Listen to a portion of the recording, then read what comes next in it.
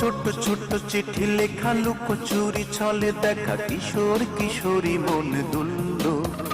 আর এক কান দুই কান প্রেমের উপাখ্যান হাওয়ায় হাওয়ায় ভেসে চলল। গ্রামের পঞ্চায়েত পিঠে মেরে 10 বেত গ্রাম ছাড়া করলো আমায়। যতই দুঃখ পাই কিছুই করার নাই, বাবা মা ছিল অসহায়।